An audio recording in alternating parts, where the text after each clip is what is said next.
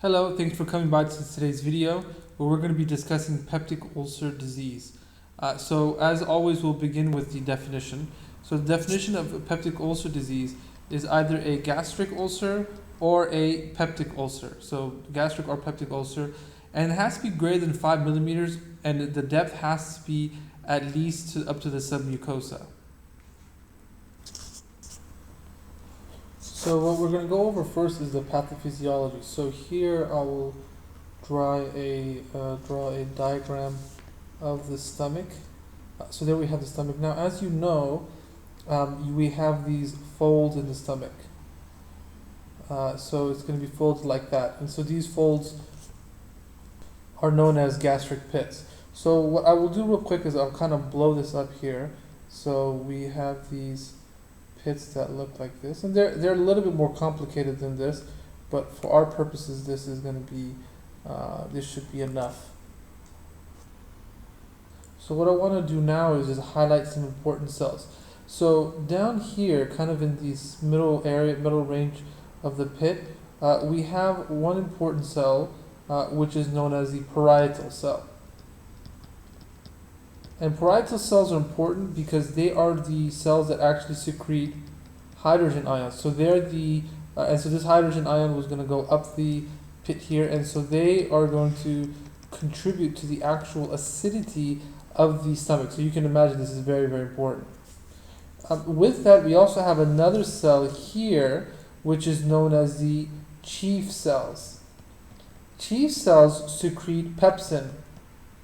Actually, they secrete pepsinogen, and pepsinogen, so I'm just going to draw a P with a circle. So pepsinogen will go react with the hydrogen ions, and then they'll become pepsin. So you also have a lot of pepsin molecules. So what does pepsin do? Pepsin breaks down proteins, whereas the hydrogen is going to kill bacteria as well as denature the protein. So both these kind of work together to help break down food and break down some proteins. And the final cell that I want to talk about is going to be the Enterochromaffin cell. So ECL, this is going to secrete histamine. So histamine, what they do is they will actually activate the parietal cell to increase the hydrogen ion production. So these are the three main cells that are found in most of the gastric pits. We have the which secretes some type of hormone. We have the parietal cells, which secretes the hydrogen ions, the Enterochromaffin-like cells, which secrete the histamine, and the chief cell secretes the pepsinogen. So again, these cells are found lower. Now on the top, we will have columnar cells. So you kind of have these. Let's draw right here. So you kind of have these columnar cells, and this is going to go all the way. You can imagine all the way through. But every once in a while, we have a mucus secreting cell, which is also known as a foveolar cell. This secretes mucus, which creates a protective layer, around all of these pits, and this protects the epithelial layer here, the columnar epithelial cells, from the effects of the hydrogen ions and the pepsin pepsin enzymes. So these are real important. Now, before I start getting into what increases and what decreases the protectiveness of the stomach, there is another part that we need to talk about. So here we have this section here. We have the antrum. Now, in the antrum, there is two types of cells. So if I extend this, so we have two types of cells that are very, very important to highlight. One is going to be, so I'll just draw a cell here. This is going to be the G cell. G cells secrete gastrin. Okay, gastrin will go into the bloodstream, go all the way around the body, and then come to the parietal cell, and it's going to have a positive effect on the parietal cell, which means there's going to be increase in hydrogen ions. Next to that, we also have, before I change the topic here, the G cell is going to be activated by amino acids. So amino acids activate the G cells. This secretes gastrin, which goes to the parietal cells and activates parietal cells to release hydrogen ions. So kind of opposite of that, we have another cell which is called the D cells. What do D cells produce? D cells produce somatostatin.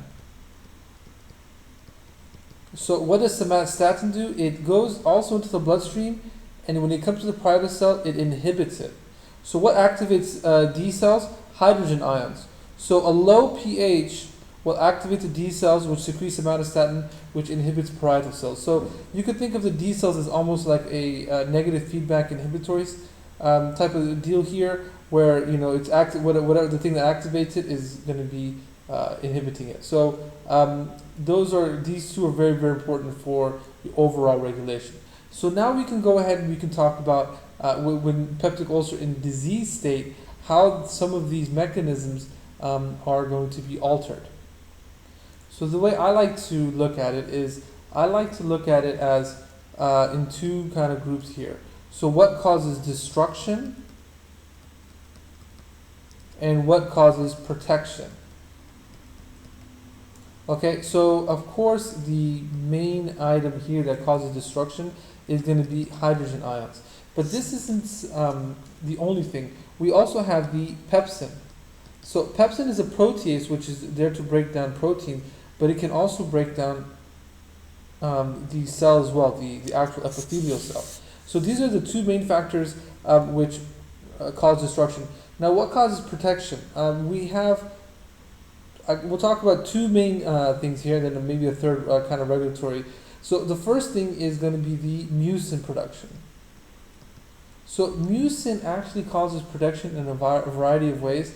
It creates a kind of surface, and this surface has a lot of lipids, specifically phospholipids, and so that kind of repels a lot of the hydrogen ions, and it creates an environment around it creates an environment around the cells that is going to be relatively, so let's go down here, so relatively acid free. So that's the first thing, and this here has a lot of phospholipids within it, as well as some glycoproteins and everything. So that's going to help it protect it a lot. The second thing which is helpful is the actual epithelial layer.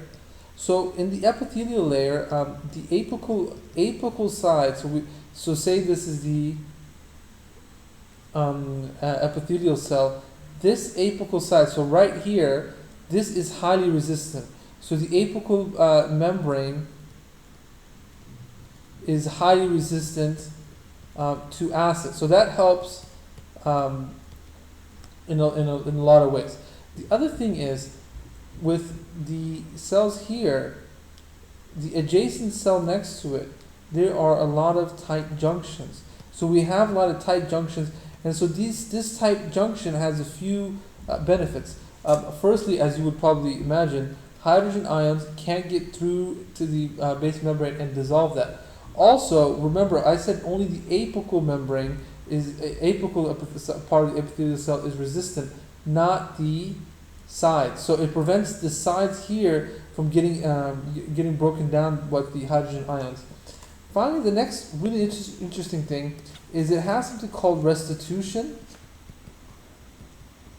and regeneration. So if there is a breach in the cells, they can actually move over. So this is real interesting because it's might be the only place in the body where this occurs. So let's just say we have these cells here, okay, and so we have these cells here, and let's say this cell in between them gets killed off. So you're going to lose this. So let's remove it. So that gets removed. So now you have a hole here, and so the hydrogen ions can go and attack the base membrane and then even get to the side, and eventually you'll get movement here. You'll get constant destruction. Well, no, what it will do is these cells will actually move closer to each other. So this will kind of stretch here, and this will kind of stretch that way, and it will cover it up immediately. So that's called restitution. So restitution is the movement of cells towards each other when there's a breakage, and also they have a high generation, so they'll really quickly build this back up. So very two important aspects to this. And finally, we for protection, there's also somatostatin. So somatostatin is there again. somatostatin gets activated when there is high or a lot of hydrogen ions, or we can say low pH. So when there's high hydrogen ions or low pH, the somatostatin will then inhibit the parietal cells. And so if you inhibit the parietal cells, then this is going to decrease the pH. And what we can also write here is gastrin. Okay, so gastrin we know activates pH, and it's activated by amino acids. So, and this makes sense because remember, hydrogen ions do, both of these help break down amino acids. So if you have a high amino acids, you might want to activate the gastrin so it can increase this here and break down that amino acid. So here is general what you want to look for as far as destruction and protection. And when you get a peptic ulcer disease, it's either going to be either this will be increased or this will be decreased. And before I can leave the pathophysiology section of this discussion, let's take a look at what activates and inhibits parietal cell. So let's just say this is a parietal cell. Okay, and so what a parietal cell does is it secretes hydrogen ions into the actual lumen. However, there are some regulatory factors and inhibitory factors that you do need to keep in mind. So the activation factors, we have three. So we have 1, 2, 3. So the first activation factor is going to be acetylcholine. So acetylcholine is going to come from the actual parasympathetic fibers. And so parasympathetic fibers will then go ahead and activate hydrogen ions. So that's going to be a plus there. The other thing, like we already talked about, is gastrin. And we also have histamine, which is secreted by, so gastrin is secreted by G cells, and histamine is secreted by the enterochromaffin-like cells. So those are going to be the three factors which can increase secretion of hydrogen ions by the actual parietal cell. However, we do have some inhibitory cells as well. We've already talked about one, and that was somatostatin, which is secreted by the D cells. So somatostatin can act as an inhibitory factor. The one we didn't talk about was prostaglandin. So prostaglandin can actually inhibit these hydrogen cells as well, but it has much other effects as well, such as it can also increase the mucus production. It also increases blood flow, which helps the epithelial cells stay together. So many other factors as well. So this is just one of them. But keep in mind, prostaglandin and somatostatin will have an inhibitory effect, and acetylcholine, gastrin, and histamine have a activating effect.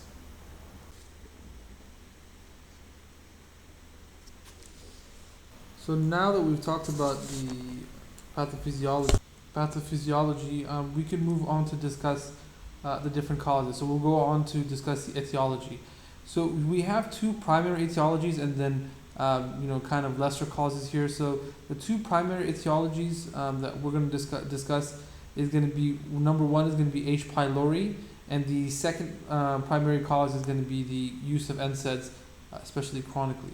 So let's talk about H. pylori. What is it? It's gram-negative microaerophilic, meaning it requires a small amount of oxygen, curved flagellated rod. So it kind of looks like curved, well, let me see, 1 second. So that was kind of an attempt to draw a curved rod, and then you have the flagella. So that's kind of a design there, but go ahead and Google it. You can probably find a better picture of it. And how does it act? So how does this bacteria cause damage? Well, the first thing that it does, let's talk about the pathology.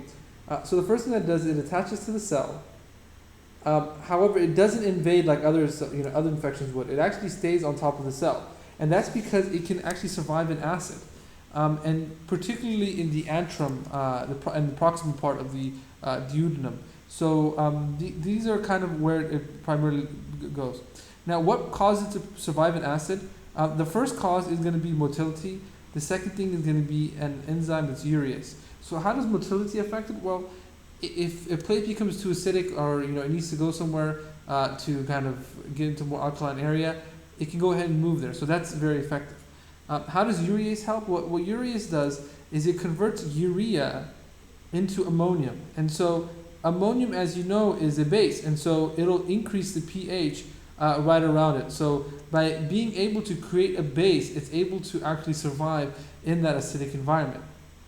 But not only that, other pathogenic factors is going to be the fact that it secretes proteases, and even phospholipases, which break down the mucus gel, and so it can actually get under the mucus gel and be in that protected environment.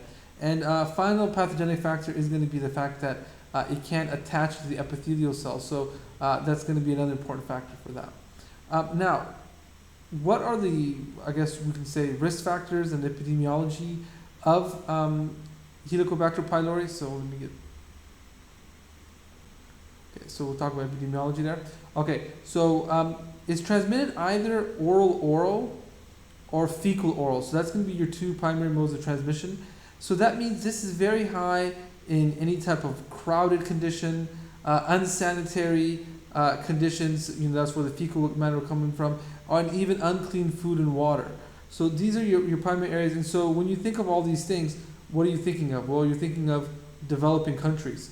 And that is why, according to some statistics, up to 80% of people in certain developing parts of the world do have Helicobacter infection, compared to 30% in the developed nations. So very staggering figure there. Now, here's another part of the puzzle. When someone gets Helicobacter pylori, they almost always get chronic gastritis. However, only 10 to 15% get an ulcer. So what that tells us is that there is some host factors that are involved, and right now the current thinking is that it's probably due to an increased inflammatory response, which causes release of cytokines that can actually cause damage to the actual gastric tissue. So that is going to be H. pylori. So now let's kind of talk about NSAIDs and its pathophysiology in causing ulcer. So first of all, it is cytotoxic, so it can actually kill the epithelial cells. Secondly, we know that NSAIDs block coccygenase, so that decreases prostaglandins. So if you have no prostaglandin, that's going to increase your hydrochloric acid. It'll decrease your mucus. It also can decrease the bicarb level, and it'll decrease the blood flow, which will then decrease epithelial proliferation and regeneration. So we know that prostaglandin is a very important factor, or I guess we can say factor, that leads to protection of the stomach lining. So without those prostaglandins, you lose that.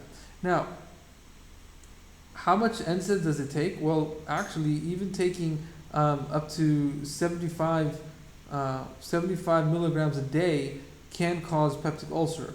So pretty much what you want to think is there is no safe dose. So any dose can eventually lead to peptic ulcer. So NSAIDs, you really need to be careful with them in giving them to people, especially chronically. What are some risk factors? So these are people you might want to avoid giving it to. First of all, old age. So that's one risk factor.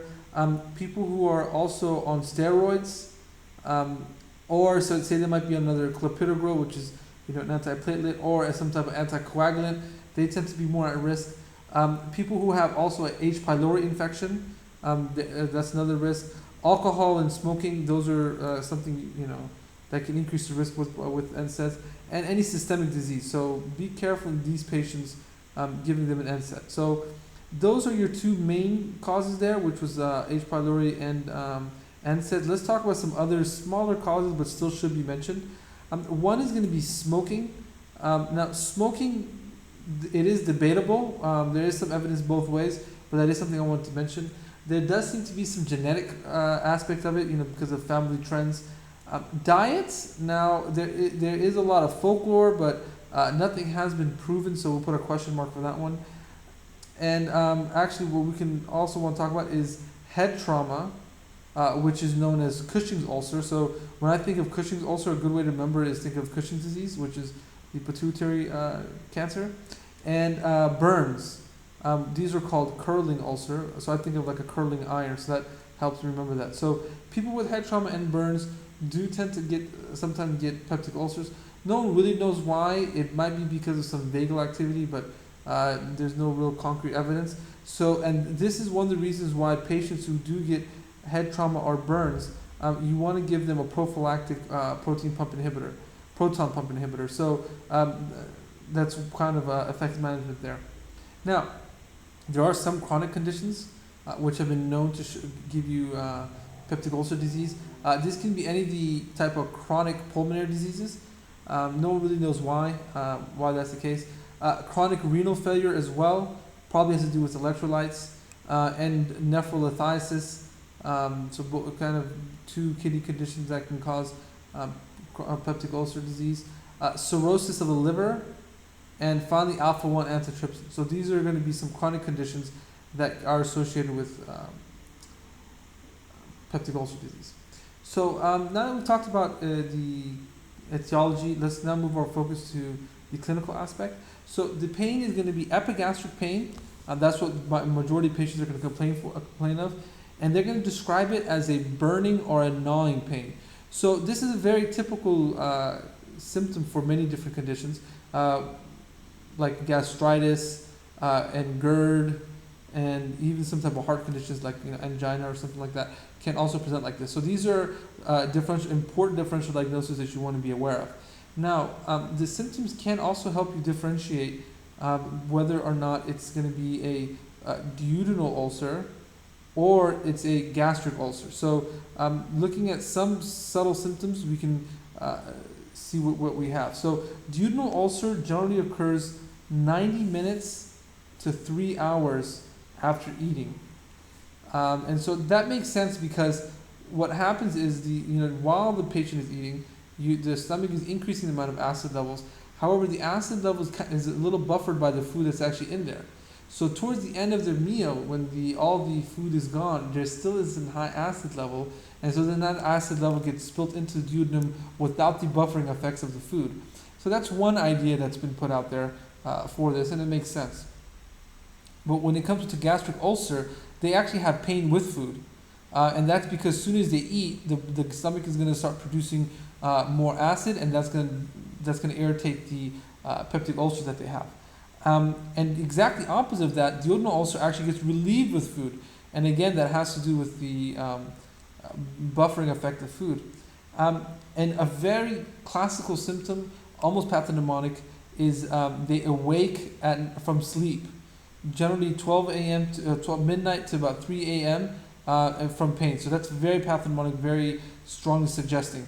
And with gastric ulcers, since they have pain with food, they tend not to eat as much, and so then that gives them nausea and they'll have weight loss. So that's another symptom there. Now, there are some other symptoms that are related to complications, such as GI bleeding. So if the patient has GI bleed, also obviously they will have symptoms of anemia, and if it gets severe enough, they can get tachycardia and even hypotension. So a GI bleed will show those symptoms. It can progress if it's not if you're not paying attention. It can get progressive perforation, and when that occurs, there will be a sudden generalized abdominal pain that will occur, and it's pretty much gonna be like peritonitis, because that's where the fluid is. So in peritonitis, what do you have? You have rebound tenderness and rigidity,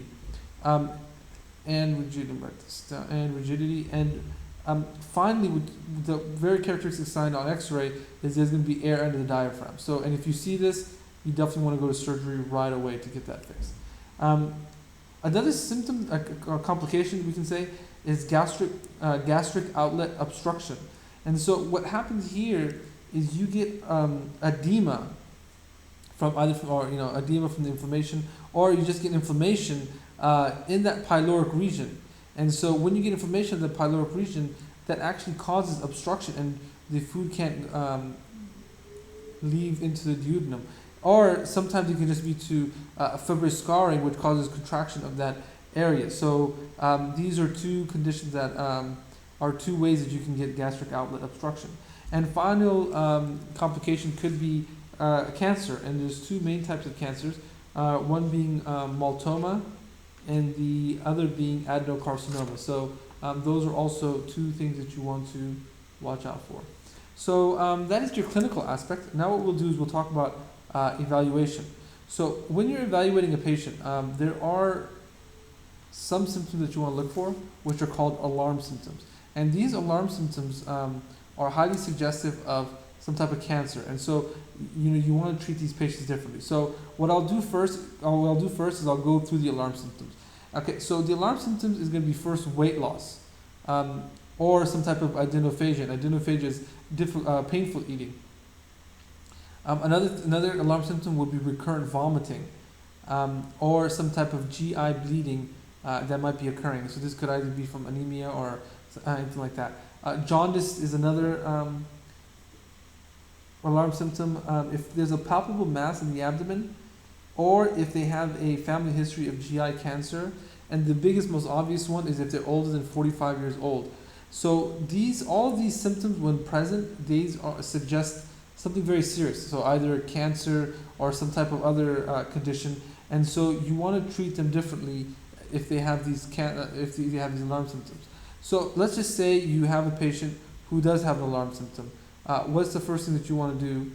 You want to do endoscopy. You want to do endoscopy right away. You want to look and see what's going on there.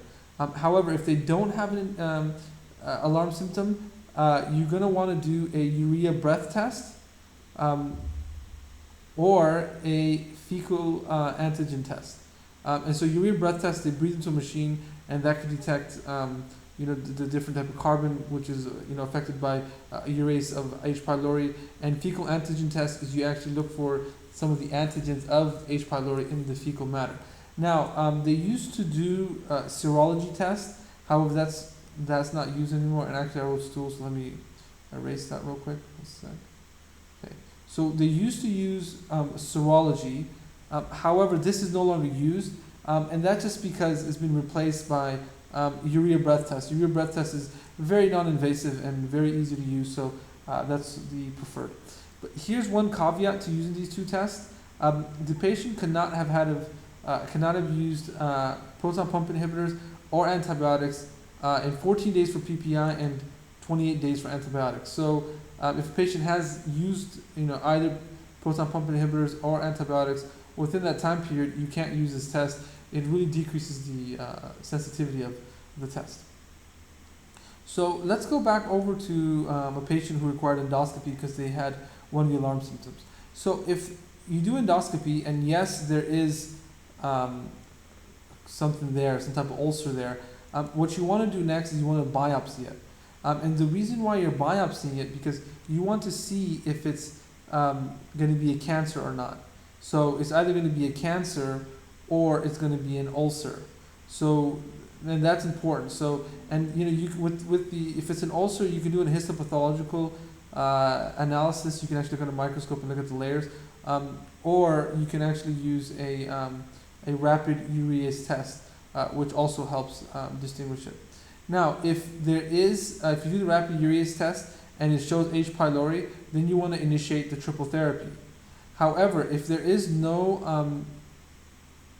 H. pylori, then you can just use the proton pump inhibitors. And you also want to use triple therapy is if you've done the urea breath test and the fecal antigen test for a patient without alarm symptoms, and they do have H. pylori, then you want to do triple therapy. Now, if they don't have H. pylori, then you want to do an endoscopy to look more at what's going on here, and you're going to have to follow this whole algorithm there. And if they don't have, you do an endoscopy and there's nothing there, then you have to look at some other cause, possibly gastritis or something else like that. Now, real quick, when you do the biopsy, what are some features suggestive of cancer? What are some features suggestive of ulcer on histopathology? So on cancer, what you'll generally notice is you kind of have these overhanging margins, and they're irregular type of margins. And with and if it's an ulcer, you won't really have these overhanging margins. It'll kind of just be flat, smooth base. So these are kind of simple ways to distinguish the two, but I'm sure there's more. If you speak to pathologists, they'll probably tell you more. But these are kind of what you're looking for. So flat and smooth ulcer, kind of overhanging margins, kind of jagged, irregular edges. That's going to be cancer. So quick histopathological analysis of that. So let's talk about treatment. How do you treat it? We kind of already went over treatment with triple therapy. We mentioned that earlier, but we'll go into more detail now. So let's just say we have H. pylori. What you'll do is you'll initiate a triple therapy. So triple therapy consists of a proton pump inhibitor and 2 antibiotics. So the most common regimen that's used is one omeprazole, which is a proton pump inhibitor, and then a clarithromycin and a metronidazole. And if you don't want to use metronidazole, you can also use an amoxicillin. So either of those can be used. So this is going to be your triple therapy.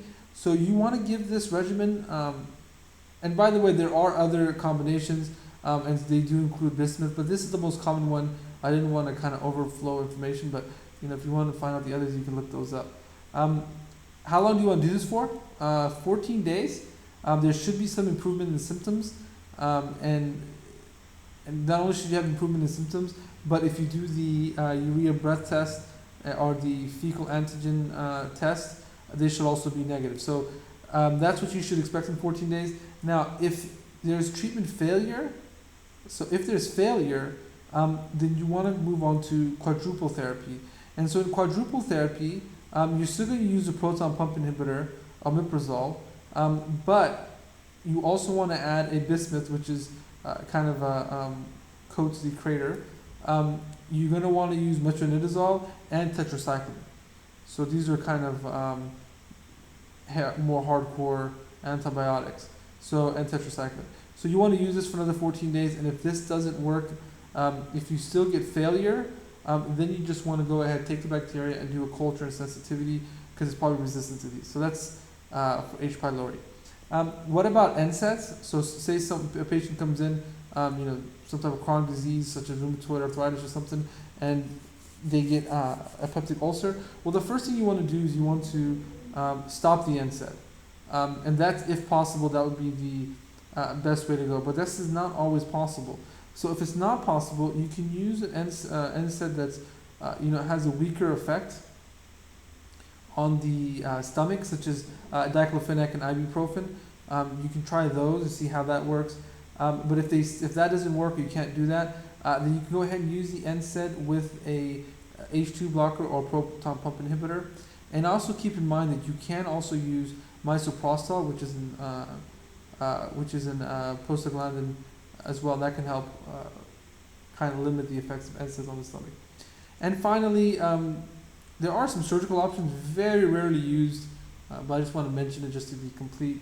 One of them is going to be a vagotomy, where you actually kind of cut the vagus nerve that goes to the stomach, and this is going to obviously decrease the amount of acetylcholine and then decrease the amount of hydrogen that's produced. And the other one is going to be an antrectomy, where you remove the actual antrum of the stomach, so antrectomy. And this, is designed to decrease the gastrin, because gastrin is only produced in the antrum of the stomach, and so it's hoped that decreased gastrin will then cause less hydrogen ions to be produced. So that is the topic for today. Hope you enjoyed and learned a lot. I'll see you in the next video. Thank you.